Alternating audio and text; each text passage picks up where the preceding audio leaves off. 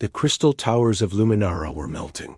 Seraphine Velour watched from the courtyard of her estate as streams of molten glass poured down the side of the Celestial Archive, the building where she'd attended charity galas just 3 nights ago. The air tasted of copper and ash, and the screams wouldn't stop. "Mother!" Dante's voice cut through her paralysis. Her eldest son grabbed her arm, his violet eyes wide with terror. At 17, he still had the lanky grace of youth, but his face had aged a decade in the past 6 hours. "We have to move, now." Seraphine's hand found Celeste's shoulder, her middle child, 15 and fierce, already pulling her younger sister along. Nova, only 13, had stopped crying an hour ago. Now she just stared ahead with empty eyes, her silver hair matted with soot. They'd been Tesserana-late. The velour name opened doors across 3 systems. Seraphine had managed her late husband's legacy for 5 years since his death, maintaining their position through careful navigation of society's intricate web. She'd raised her children in marble halls, taught them 6 languages, prepared them for diplomatic careers. None of that mattered now. The Kryn Armada had appeared at dawn, and by noon, Luminara was dying. "The spaceport's gone," Dante said, pulling her toward what remained of the garden wall. "The emergency shuttles, too. I heard them announce." His voice cracked. "There's nothing left." Seraphine forced herself to think. The country estates? No, the Kryn would sweep those next. The underground transit? Likely collapsed or bombed. They needed. The explosion threw them all to the ground. Seraphine's ears rang as she pushed herself up, frantically checking her children. All 3 moving, all 3 alive.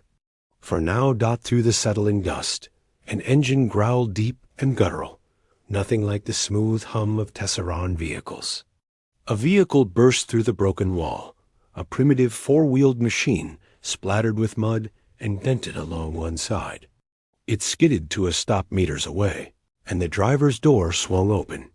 The human who emerged looked like he'd been carved from stone and weathered by sandstorms. Broad-shouldered and tall, with dark hair cropped short and eyes the color of storm clouds. He wore work clothes, rough fabric pants, a shirt with actual buttons, boots that had seen hard use. Seraphine had met humans before at diplomatic functions, but they'd been polished, refined. This one looked like he'd never seen the inside of a ballroom. "Get in the truck," he said. His voice was rough, accent thick. "Right now." Seraphine stared at him. "I beg your pardon?" "Lady, I don't have time for Tesseran manners." He jerked his thumb at the sky, where Kryn fighters screamed overhead. "You've got maybe 2 minutes before they circle back. Get your kids in the truck or don't, but I'm leaving." Dante moved first, pride swallowed by survival instinct. He grabbed Nova's hand and ran for the truck's rear section, an open cargo area with metal sides. Celeste followed, her jaw set. Seraphine's feet wouldn't move. Everything she was, everything she'd built, everything her family name represented, Mother. Celeste screamed. The human's hand closed around her wrist, calloused and strong. He pulled her toward the truck without ceremony, practically throwing her toward the passenger door. "In, now." She climbed in as another explosion rocked the ground. The human was already behind the wheel, the engine roaring as his hands moved over controls that looked absurdly manual. Through the back window, she could see her children huddled in the cargo area, holding on to metal bars welded to the truck's sides. "Hold on." The human shouted, and the truck lurched forward. They crashed through what remained of her garden gate. Seraphine grabbed the door handle as they swerved around rubble, the truck bouncing violently over debris. Behind them, her estate, the home where her children had been born, where she'd spent her wedding night, where she'd grieved her husband collapsed into flame. "Where are you taking us?" She had to shout over the engine noise. "Away from here." He yanked the wheel, sending them down a side street. A Kryn patrol vehicle appeared at the intersection ahead. The human cursed, at least she thought it was a curse, and spun the wheel hard. The truck tilted on two wheels, then slammed back down, shooting down an alley. "I'm Seraphine Velour of House. Don't care." He didn't even glance at her, eyes fixed on the chaos ahead. "Right now you're just cargo." Seraphine's mouth snapped shut. No one had spoken to her like that in ... ever. Even as a child, she'd been treated with deference. The Velio name commanded respect, apparently not from this human. They burst from the city's edge as the sun reached its zenith. The elegant suburbs gave way to industrial zones, then to the scrubland that Seraphine had only ever seen from the air. The human pushed the truck faster, bouncing over a road that was barely more than packed dirt. "There's a Tesseran embassy on the human settlement," Seraphine said, trying to regain some control. "If you take us there, embassy's probably ash by now." His voice was flat. Kryn hit all the government buildings first. Basic invasion tactics. Then I've got a ranch, 80 kilometers out, middle of nowhere. He finally glanced at her, those storm-gray eyes unreadable. "Kryn don't waste time on rural dirt farmers. You'll be safe there. For how long?" "Long as it takes." Seraphine looked back through the rear window. Dante had his arms around both his sisters, their violet skin dusty and bruised. Nova's face was buried in her brother's shoulder. Celeste stared back at the smoke rising from Luminara, tears cutting clean tracks through the soot on her cheeks. Safe. They'd be safe. That was all that mattered. "What's your name?" Seraphine asked quietly. The human hesitated, as if debating whether she deserved an answer. "Marcus Webb. Thank you, Mr. Webb." He grunted, which she supposed was acknowledgment enough. The road stretched ahead, leading away from everything Seraphine had ever known. The truck rattled and groaned, primitive and uncomfortable. She could smell motor oil and something earthy dirt, maybe, or animal scent. Her silk dress was ruined, her carefully styled hair had come loose, and her hands were shaking. She was alive. Her children were alive. For now, that would have to be enough. The landscape shifted as they drove scrubland, giving way to rolling hills, dotted with strange twisted trees she didn't recognize. Human settlers had been on New Haven for 60 years, before the Tesserans arrived and claimed it as a colony world. She'd never thought to learn anything about them beyond what was necessary for polite conversation. They'd always seemed so ... Beneath noticed Marcus Webb clearly hadn't received that memo. "How did you know to come to the city?" she asked, more to fill the silence than from real curiosity. "Saw the Kryn ships breaking atmosphere from the northern hills. Figured it was going to be bad. He shifted something a gear, maybe?" And the truck's growl changed pitch. "Was heading home. Took the long way through the city. Saw you standing in your courtyard like you were waiting for a damn taxi. I was ... processing. Yeah, well, process faster next time."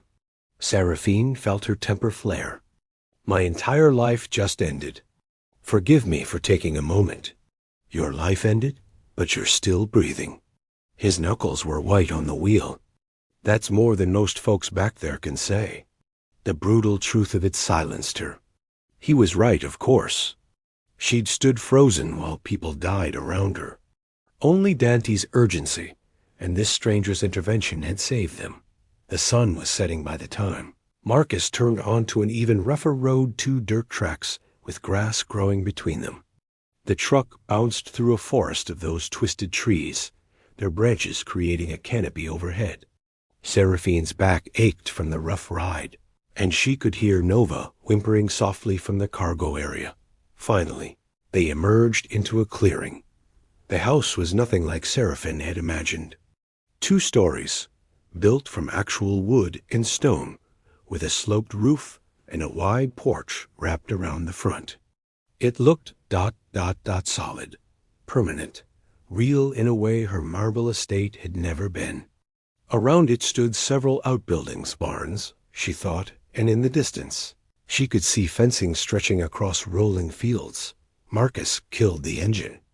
The sudden silence was jarring. "We're here," he said, climbing out. "Let's get your kids inside." Seraphine stepped down from the truck on trembling legs. The air smelled different here, green and alive, with an undertone of animals and earth. Marcus was already lowering the back panel of the truck, helping her children down with surprising gentleness. "Come on," he said gruffly, leading them toward the house. "It's not fancy, but it's solid. You'll be safe here." As they climbed the porch steps, Seraphine glanced back at the sky. No smoke, no screaming, just the first stars appearing in the deepening twilight, and the sound of something chirping in the trees, insects. Maybe, or small animals. Marcus opened the door, and warm light spilled out. "Welcome," he said, though his tone suggested he wasn't entirely happy about it, to the middle of nowhere. Dawn came too early. Seraphine woke to the sound of something crowing, a harsh, repetitive sound that dragged her from uneasy dreams of burning towers. For a disoriented moment, she didn't know where she was. The bed beneath her was too firm, the blanket too rough, the air smelling of wood and something unfamiliar. Then it all crashed back. Luminara, the Kryn, Marcus, Webb. She sat up slowly, her body aching in places she'd never noticed before. Beside her in the narrow bed, Nova slept curled in a tight ball, her silver hair spread across the pillow. Celeste had claimed the other bed in the small room, one arm flung over her eyes as if to block out reality itself. Through the thin curtains, Seraphine could see gray pre-dawn light. She heard movement downstairs, heavy footsteps, the clatter of metal on metal, water running. Marcus, already awake. Seraphine eased out of bed, her bare feet touching cold wooden floorboards. Her silk dress from yesterday lay draped over a chair, filthy and torn beyond repair. Someone Marcus, she assumed, had left a stack of clothing on the dresser. She lifted the top item, rough fabric pants in a dull brown color, far too large for her. Beneath it, a shirt in faded blue, equally oversized. Human clothing. Work clothing. She dressed quickly, rolling up the pant legs and cinching the waist with a belt she found in the pile. The shirt hung off her shoulders like a tent. She caught her reflection in a small mirror above the dresser and barely recognized herself. Her violet skin looked sallow in the dim light. Her silver white hair was a tangled mess. And the elegant woman who'd hosted ambassadors and aristocrats was nowhere to be seen. Downstairs, she found Marcus at a wooden table in what appeared to be a kitchen. He was eating something from a bowl, a steaming mug beside him. He glanced up as she entered, his expression unreadable. "Coffee?" He gestured to a pot on a heating element. "Ah, yes, thank you." Seraphine had never poured her own coffee before. She studied the pot uncertainly. Marcus stood with a sigh, grabbed a mug from a shelf, and filled it. He pushed it across the table toward her. "Sugar's there. No cream cow's not producing enough to spare any." Seraphine wrapped her hands around the mug, grateful for its warmth.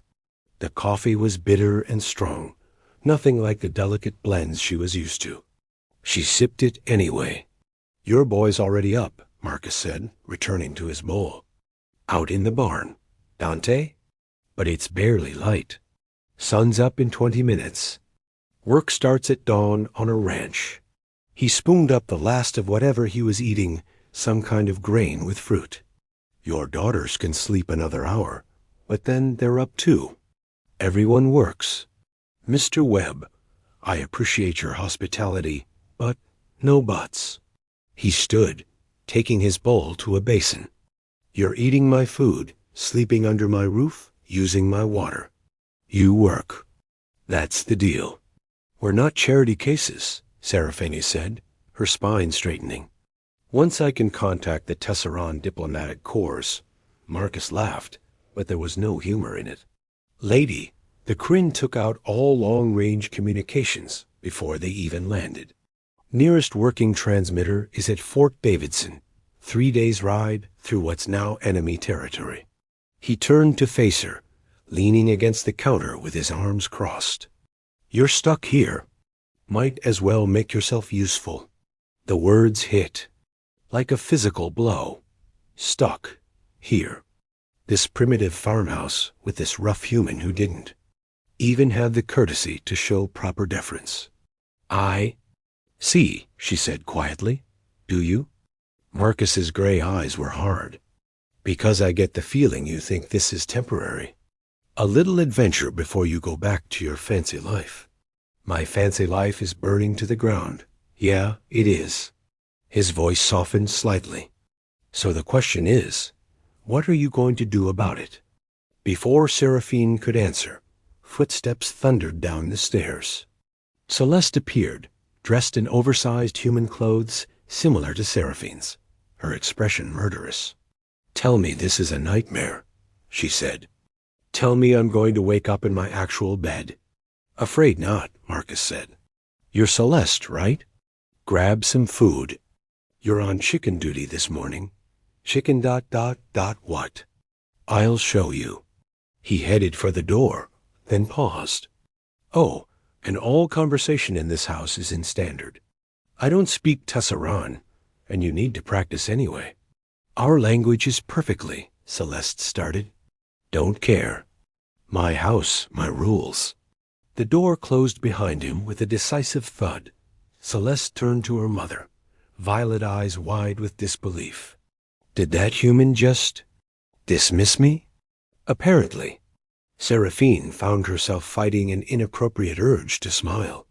Her daughter had never been spoken to so bluntly in her life. An hour later, Seraphine stood in a barn that smelled overwhelmingly of animals and hay, staring at the largest creatures she'd ever seen up close. Marcus called them horses. She'd heard of them, of course, but Tesserans didn't keep livestock. These beasts were huge, with massive bodies and legs that could clearly crush her if they chose. They won't hurt you if you're calm, Marcus said, demonstrating by running his hand down one horse's neck. The animal huffed softly, its large brown eyes watching Seraphine with what seemed like amusement. This is Windchaser. She's gentle. You'll feed her and the others, then muck out the stalls. Muck out? Marcus gestured to a pile of soiled hay and manure in the corner of the stall. Clean it. There's a wheelbarrow and pitchfork over there. Seraphine stared at the pile, then at Marcus. You expect me to handle that? I expect you to earn your keep. His voice was firm, but not unkind. Look, I get it. You're used to servants doing everything. But those days are gone, at least for now. Out here, everyone pulls their weight. I've never done manual labor in my life. Then today's a good day to start. He handed her the pitchfork, a long wooden handle with metal prongs. Scoop it into the wheelbarrow. When it's full, dump it on the compost pile outside. Then lay fresh hay. Not complicated. He left her there, alone with 6 massive animals and the most demeaning task she'd ever been assigned. Seraphine's hands were blistering by noon. She'd managed to clean 3 stalls, though calling it clean was generous. Sweat soaked through her borrowed shirt, and her back screamed with every movement. The horses watched her struggle with what she swore was judgment in their eyes. Mother? Dante appeared in the barn doorway, his own clothes dusty and stained. But unlike Seraphine, he looked ... energized. His violet eyes were bright, his posture less hunched than usual. Are you all right? I'm fine, she lied, gripping the pitchfork. How are you? I've been helping Marcus repair the fence line. Did you know he does all the maintenance himself? The whole ranch, just him. Dante's voice held something Seraphine Hadn't heard in years admiration. He showed me how to splice wire, set posts, tension the lines. It's actually fascinating, the engineering behind it. That single quote's S. Good. Seraphine managed to smile despite her exhaustion. He's teaching me to ride this afternoon.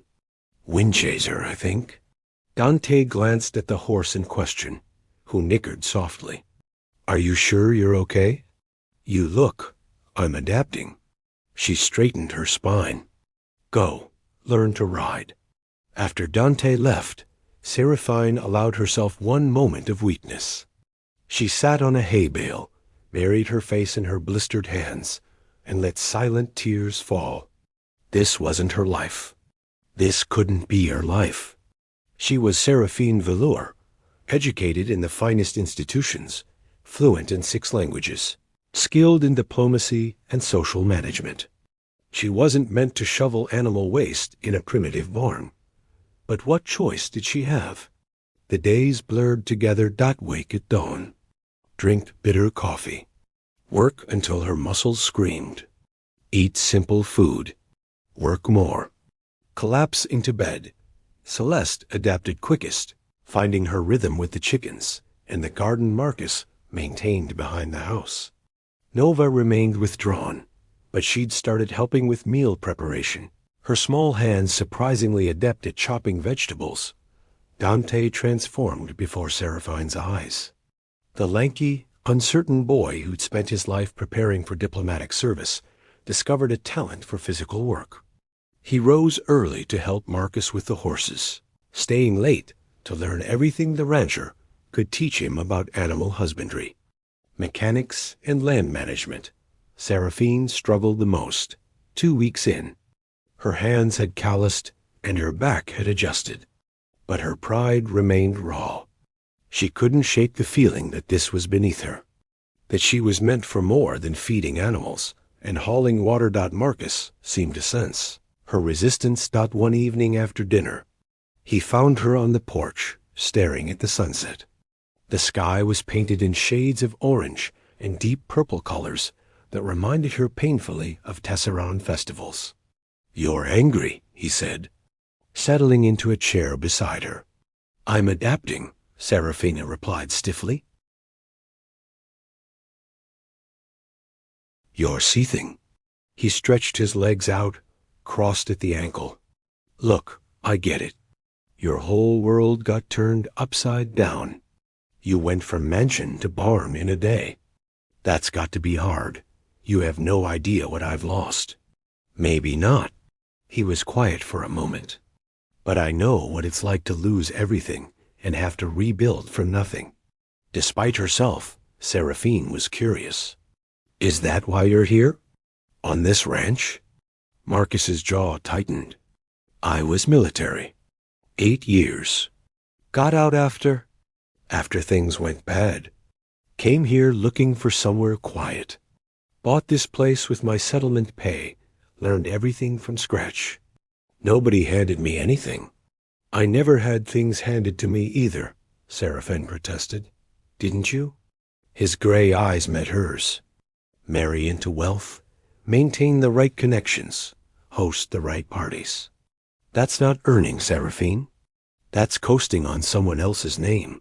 The truth of it stung. My husband is dead. Has been for 5 years, you said. And you've been living off his reputation ever since. Marcus's voice was matter-of-fact, not cruel. There's no shame in that. But out here, reputation doesn't mean anything. What matters is what you can do with your own 2 hands. Seraphine stood abruptly, anger flaring hot in her chest. You don't know me. You don't know what I'm capable of. Then show me. Marcus stood too, moving closer. He was taller than her by nearly a head, broad and solid. Stop fighting this. Stop waiting to be rescued. Accept that this is your life now, and figure out who you're going to be.